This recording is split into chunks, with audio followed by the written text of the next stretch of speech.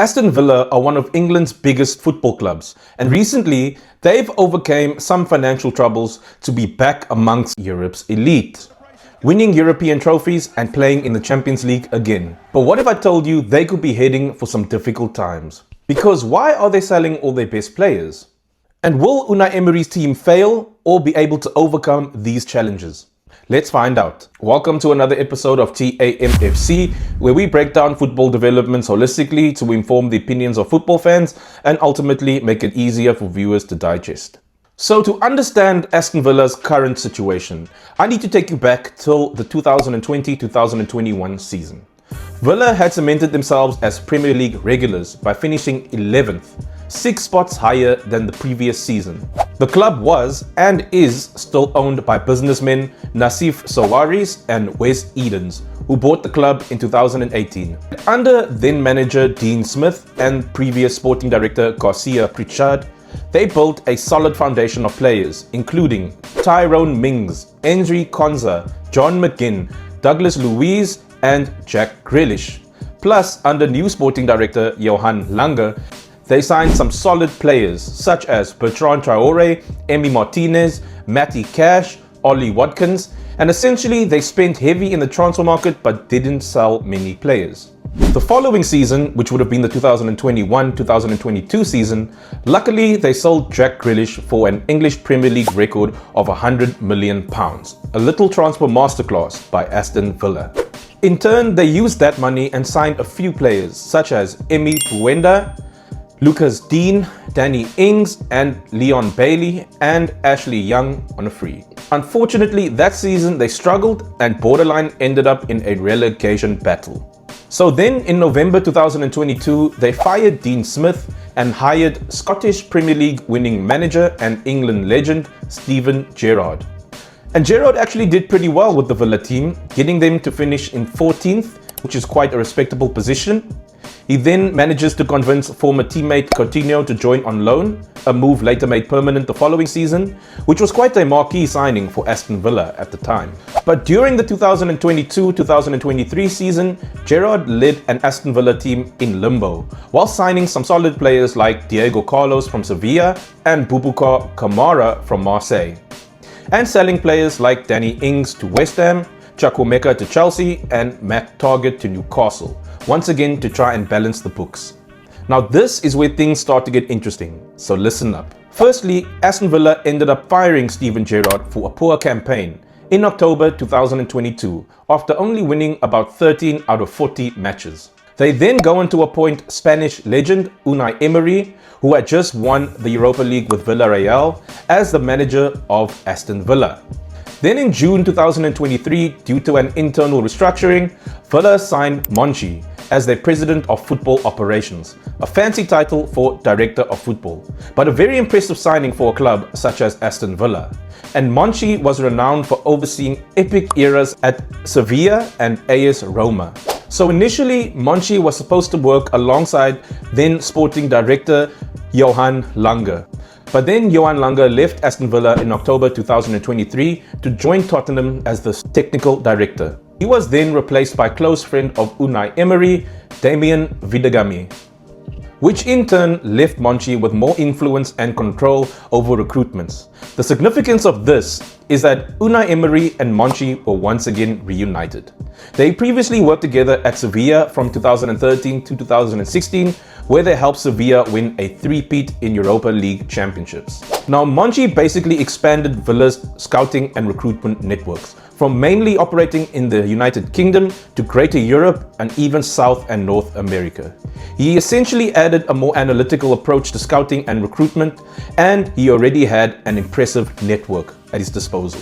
So in Unai Emery and Monchi's first transfer window, they signed Alex Moreno from Real Betis and wonderkid John Duran from Chicago Fire. They actually managed to finish 7th that season and qualify for the UEFA Conference League. Very impressive, I must say. And during the 2023-2024 season, the Monchi and Emery era was in full swing. It was absolutely epic. Villa signed top players like Yuri Tillemans from Leicester, Spanish international Pau Torres from Villarreal for 30 million, Moussa Diaby from Bayer Leverkusen for 55 million, and fan favourite Morgan Rogers from Middlesbrough for 8 million, plus add-ons. Anyways, that season Villa finished in the top 4 and made the Conference League semi-finals. Ollie Watkins ended the season as their top scorer with 19 goals and 13 assists, and Watkins credits Emery's influence for taking his game to the next level. And on top of that, Emi Martinez had become one of the world's best goalkeepers. And players like John McGinn, Douglas Luiz, Ezri Konsa, Matty Cash, Jacob Ramsey and Leon Bailey had become vital key players to the team. And maybe by now you've noticed that Unai Emery is a proper coach in every sense of the word, because one of his favorite pastimes is to get players to punch above their weight and take their performances to the next level.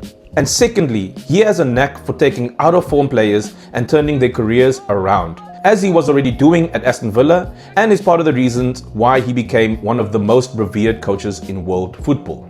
Anyways, as I was saying, the significance of the 2023-2004 season was that Aston Villa were absolutely on fire, but behind the scenes a bit of financial trouble was brewing. Now, according to The Athletic, due to rising wages, agent fees and interest on transfers and loans, Villa were in a bit of a financial sticky situation. Unfortunately, they were £85.9 million in deficit in the 2023-2024 season.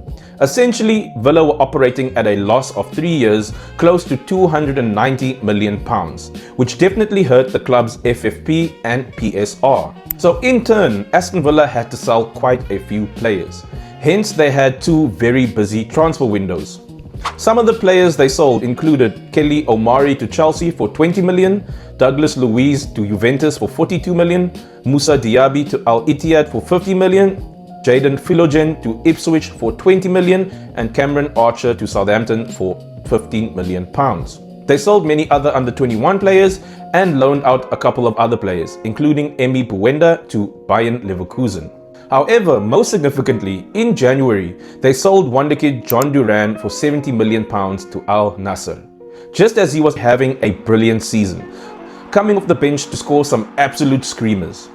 But then in turn, Aston Villa bought some very underwhelming signings, and they recruited a bunch of players who had very average stints at Aston Villa or haven't even played for the club till this day. Some of the signings include Samuel Inling Jr. and Enzo Barrenechea from Juventus, Lewis Dobbin from Everton, Daniel Marlin from Dortmund, and Andres Garcia from Levante.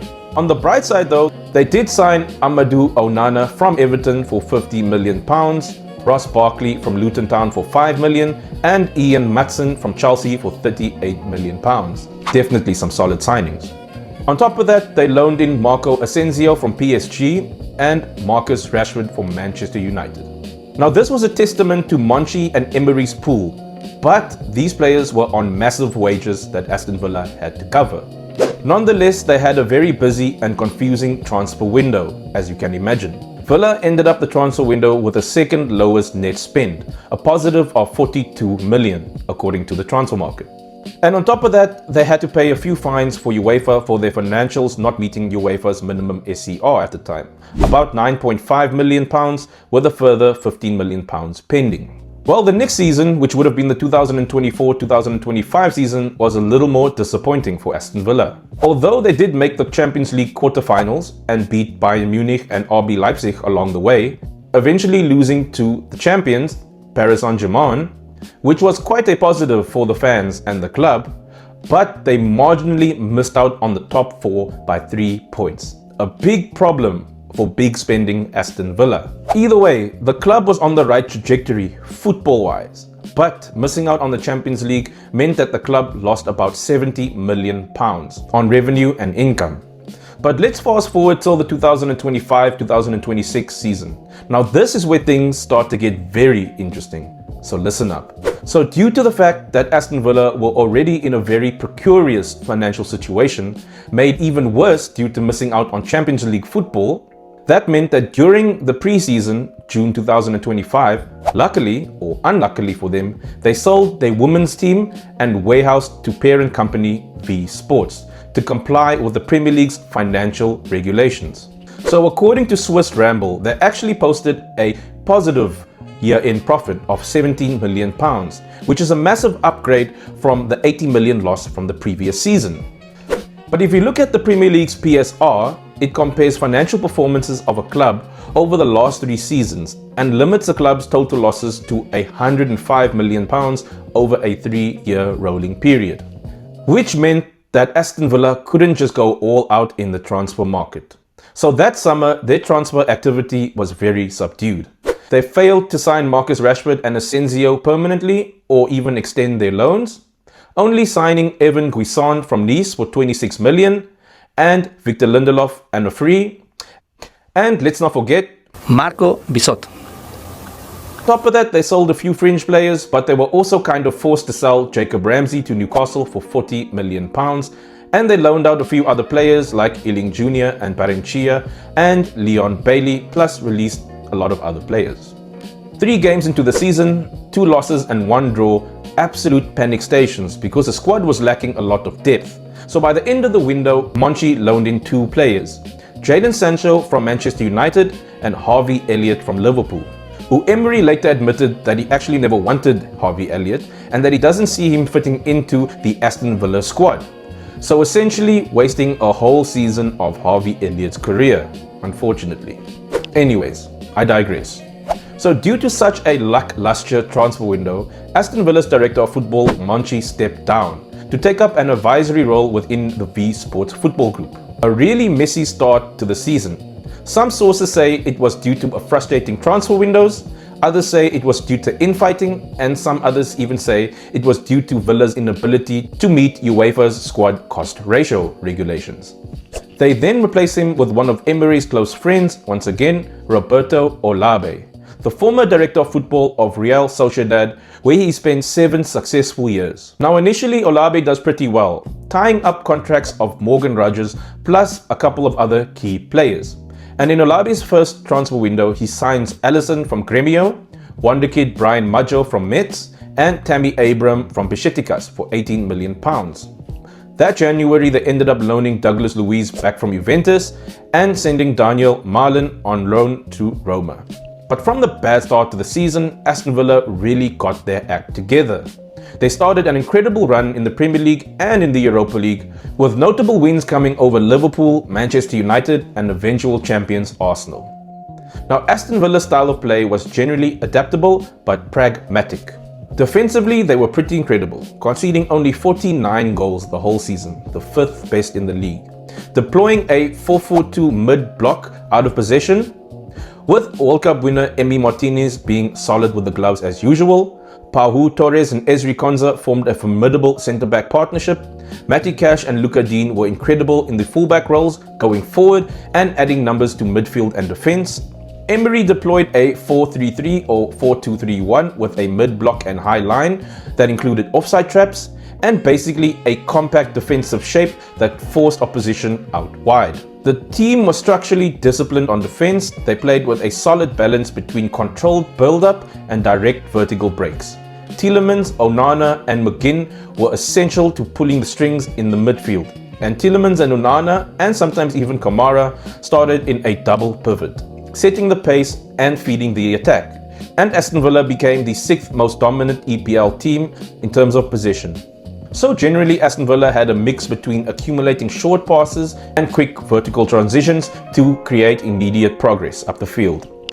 Aston Villa used positional rotations to create central overloads, especially in build-up, and often in build-up they would switch play to the opposite flanks. But they would create passing sequences to open up spaces for players to run at the defense or shoot at goal. In attack, they scored about 56 goals, which made them the 7th most prolific team in the league, 18 of those coming from set pieces. Emery encouraged a more flexible, less rigid approach, which allowed players to shoot from range in order to bypass low blocks, making them one of the highest scoring teams from outside the box in the league.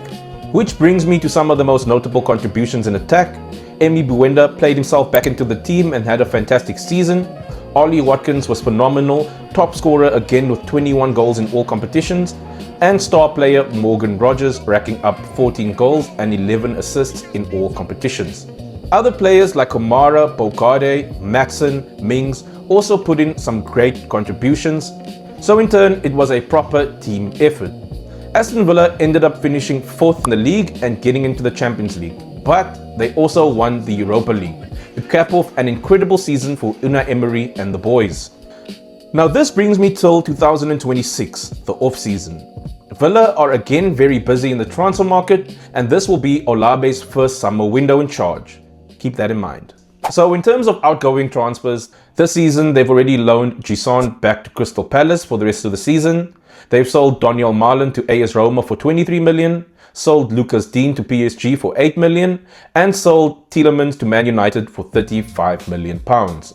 Aston Villa also took advantage of a very inflated and crazy transfer market and sold Morgan Rogers to Chelsea for 117 million pounds. And in turn, they bought Brazilian international João Gomes from Wolves for 38 million, most probably a direct replacement for Tielemans. Star boy Johan Manzambi from Freiburg for 50 million, who can play either left wing, 10 or in the midfield, who is probably a Rogers replacement. And Matthew Rejuri from Atletico Madrid for 17 million pounds. They then also signed Japanese star goalkeeper Zion Suzuki from Parma for 35 million pounds. And that's because, once again, Emi Martinez is looking to leave the club. And that's like the second or third summer in a row where talks have failed with other clubs. And that means it's 3 seasons in a row of him waving goodbye to the Aston Villa fans. Sensational. And finally, loaning in out-of-form bad boy Alejandro Garnacho from Chelsea. Honestly, at this point, you've got to wonder, what's the real reason for Chelsea and Aston Villa trading so many players? Anyways, I digress. On top of that, it looks like Ollie Watkins is on his way out. Apparently, talks between him and Saudi club Al Hilal are very positive and ongoing, and it seems like they're going to earmark 17-year-old wonderkid Brian Maggio as his replacement, whilst Ezri Konsa is definitely on his way out, as reports suggest he's on his way to Arsenal for 60 million pounds. Yikes. So that means it's about 6 key players leaving in one summer. And Emery will have to integrate about 10 new players, if you include some of the academy graduates, into his squad before the window ends. So now you may be wondering, why do Aston Villa need to sell all these players? Well, currently they have the lowest net spend in the whole Premier League, which is a positive of 100 million, with more players likely to be sold. Now, as things stand, Aston Villa declared a profit of 17 million in the latest financial statements. Now, this was all good in the eyes of the Premier League, but bear in mind, the club is still going to spend a significant amount of cash on upgrading Bodymer Heath training grounds and building the Warehouse entertainment venue, and on top of that, they are busy increasing the capacity of Villa Park. Then, Aston Villa are still under the UEFA settlement agreement that they must comply with this year, which means they have to balance their squad in relation to costs, basically. So this will be analyzed over a 3-year period from the 2024-2025 season till the 2026-2027 season, including financial losses over the previous 2 years. Villa will most likely require a football earnings profit in the 2026-2027 season to ensure that their losses are below the UEFA threshold of about £51.2 million. However, this £51.2 million is not the operative figure. Their financial target is actually to just declare a profit. And in this instance, any breach of the 51.2 million threshold, Villa could be banned from European football altogether due to previous transgressions, according to The Athletic, of course. On top of that, they need to meet UEFA's SCR. And the way SCR works is that there is a 70% cap on revenue spent on wages, transfers and agent fees, which Villa are not currently reaching, even with Champions League revenue included. Hence, they have to sell so many key players and replace them with players who are on lower wages. So look, if you didn't get some of that financial stuff that I just said, in a nutshell, Villa are victims of their own success. They've climbed the Premier League and regained their spot amongst Europe's elite. But now they have to comply with UEFA's strict SCR and FER regulations or face further sanctions. Now, in conclusion, Unai Emery's Aston Villa tenure has been highlighted with many highs and many achievements. And the club has always done this by selling key players to keep up with the Premier League and UEFA's regulations. And instead of letting those regulations hold the club back, Villa have always defied the odds and kept on winning. And they've won the Europa League. So they've clearly found a winning blueprint and formula. However, except this time, they've been backed into a corner and forced to sell some major key players, essentially forcing Unai Emery to rebuild his squad altogether. So let me hear from you in the comment section. Will Aston Villa and Unai Emery be able to overcome this financial predicament, or will they fail and have an absolute dismal season? Whatever your opinion is, please leave it in the comment section. We'd love to hear from you guys. And be sure to check out some of our other content. I'll probably leave a link right here or here. Anyways, thank you for watching another episode of TAMFC, where we break down football developments holistically to inform the opinions of football fans and ultimately make it easier for viewers to digest.